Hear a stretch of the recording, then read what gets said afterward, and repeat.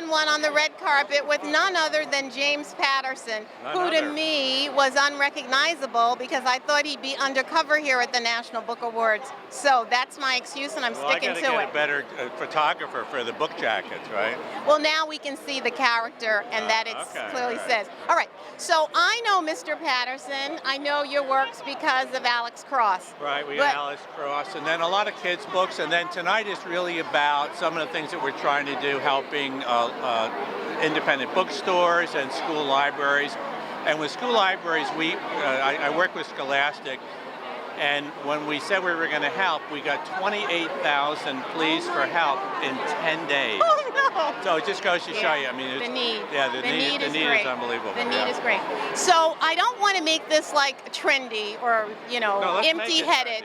But I do want to talk a little bit about, hashtag we need diverse books, but it's more than a hashtag. Can you talk a little bit about that? More than a hashtag. Well, yeah, no, I go around to a lot of schools, and I will go to schools where there are a lot of African American kids and Hispanic kids or whatever, and they go, why don't they write any books about us? So I actually did write one, Kenny Wright, this summer, just because I just wanted to write a book about that these kids could go, that's a kid like me, I can relate to it. But it is a problem.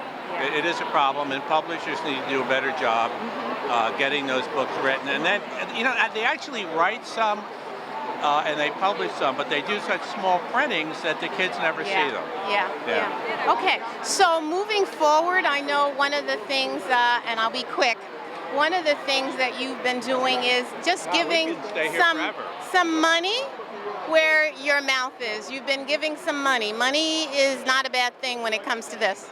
Well, yeah, I mean, we did a lot. We helped a lot of independent bookstores, and then we just pledged $1,750,000 for school libraries. That's great. And then I have 400 plus scholarships for teachers at 28 universities. So more than anything else, it's just drawing attention so that the people watching and whatever can go, oh yeah, I need to help my school library, or I need to help my independent bookstore, or I need to go in my independent bookstore and actually buy a book. Exactly.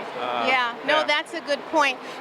In certain parts of the city, New York City I'm speaking of, the independent bookstore has not been able to survive, but I do know real estate is expensive. Exactly. But I do know a few of them in my neighborhood of Harlem, and one of them is Sisters Uptown Bookstore, which is on Amsterdam Avenue and 155th Street. And it's owned and operated by an African-American woman. And I just wondered if there's anything in particular you want to say to certain areas like Harlem where the independent bookstore is just not happening. Well, the most important thing is, once again, we'll draw a little attention to that store right now, which is great. They can certainly apply for some of the help that we're trying to do, and we'll pay attention to them.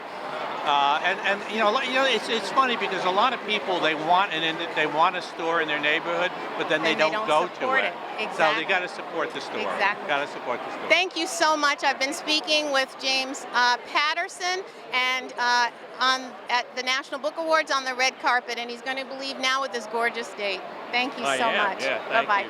Bye.